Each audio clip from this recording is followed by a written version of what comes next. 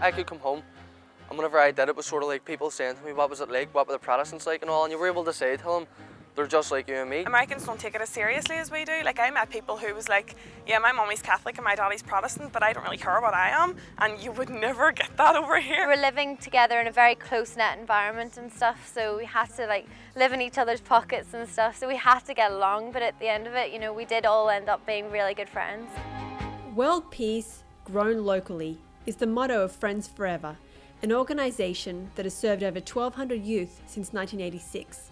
The year founder Bob Raish organised a trip to Portsmouth, New Hampshire for 10 boys, 5 Catholic and 5 Protestant, from war-torn Northern Ireland. The secret of it is that we don't get too complicated.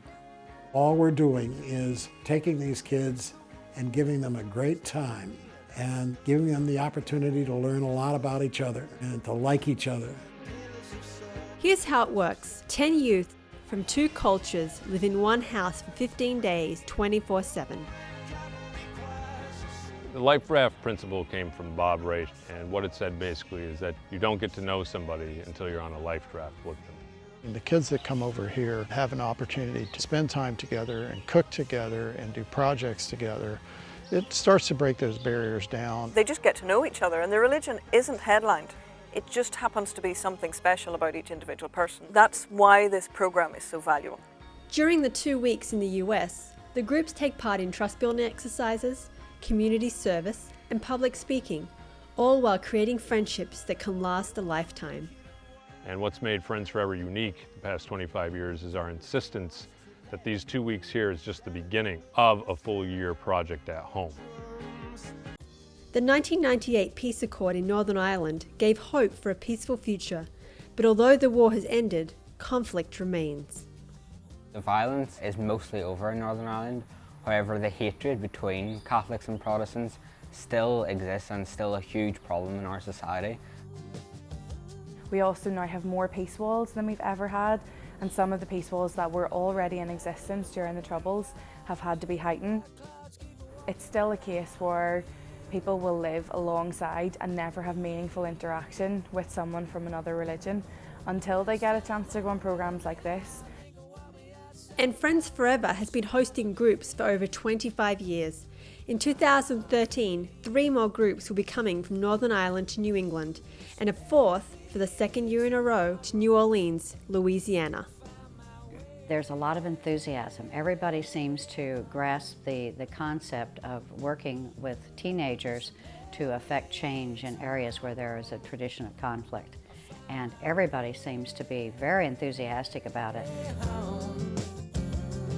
The Life Raft principle can be applied anywhere there are cultures in conflict.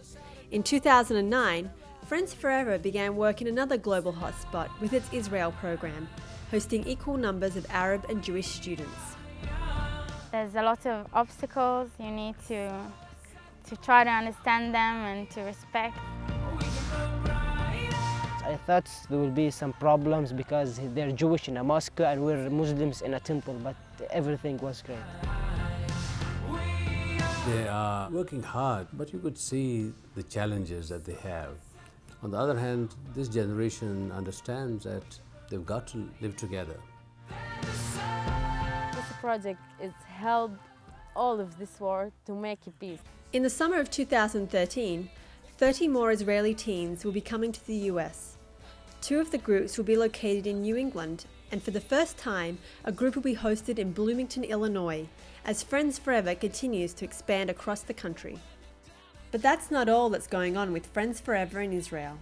In 2012, they started the Living the Language program, as US volunteers teach English language skills to future participants from Arab-Israeli villages, forming better cross-cultural communication.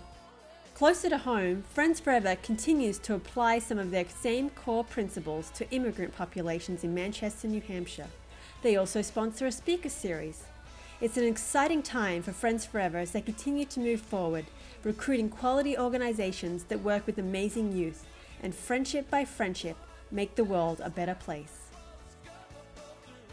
The teenagers have so much in common, and they have so much more in common than they have different, and it works. And it is a very simple concept, and I think that the fact that Friends Forever is able to make this happen, and you just wish that they could have, 6 groups like this coming over and that we could figure out a way to make that happen.